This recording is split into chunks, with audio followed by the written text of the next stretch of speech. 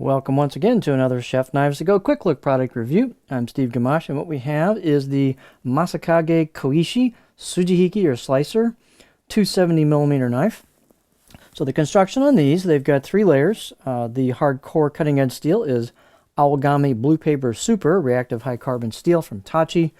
They take that to around 63, 64-ish, maybe 65 Rockwell in that range. So they take these to pretty high hardness. And what that does is give you great edge retention, yet Awagami Super is still reasonable to sharpen. And so it's a really nice combination for that. They put soft stainless steel cladding on either side of that hardcore steel, and you can easily see where that cladding line is coming down to the edge. And they also polish the spine on these as well.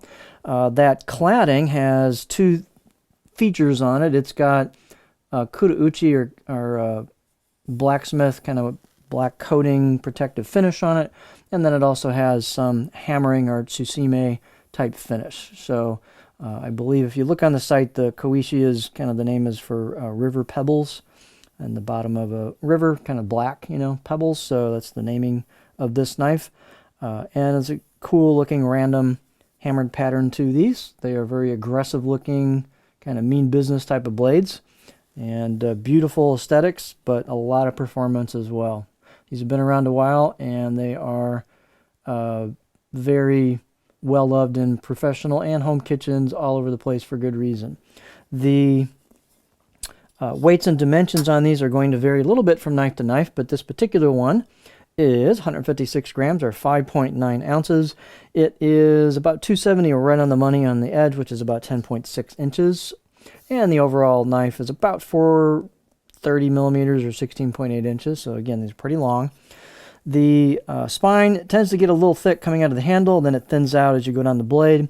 So I measured above the back of the heel here about 3.1 millimeters on this knife. Again, this is going to vary. And I measured about 2.4 halfway down.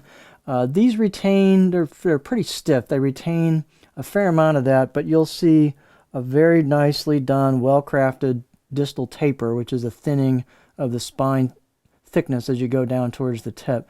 And you can see the grind is very generous on these towards the tip. You can see a lot of distance there, so that lets them taper that really well and put a nice thin tip on there. Here is what the choil shot looks like. So they're pretty thin at the edge as well. Nicely ground. These are all really well crafted knives. And let's see, blade height is about 40 millimeters on this one. Handles are cool looking. They're octagonal cherry wood, which as you start to use it and kind of gets a little bit of almost patina on it, it'll start darkening over time. It's just a nice wood. It's cool looking, kind of warm color. They've got a black packawood ferrule, and the fit and finish is pretty nice on these. This one's pretty smooth. They've got a good tight install where the tangles into the handle, and about 75 millimeters, 3 inches is the circumference right where the two materials meet. So they've got Masakage's kind of signature back swept chin back here, the back of the heel, and then a curved choil into the neck, so there's a great spot for your pinch grip right here. With the length of this blade and the handle, which isn't super heavy, there's your balance point on this. And for my hands, not real big, it's just in front of my pinch grip, so it's still pretty neutral, maybe a slightly, for me, slightly blade forward weight bias to it, balance-wise. Let's see which side. I guess we'll do this side. We'll get our beauty shot for the cover of the video. So very well done fit and finish on these. They've got, I think that's laser engraved kanji. I don't think it's hand chiseled, but it is done after the Kudauchi, so it does make it pop. You've got the kind of frosted finish on here till you get down to the edge, I should say the core steel, and then the edge bevel beyond that. They polished the spine for a nice contrast. They polished, I think I just nicked myself. They polished the back and the corners just a little bit, but they've got the KU on there, so it doesn't like show up real good. Yeah, I did cut myself.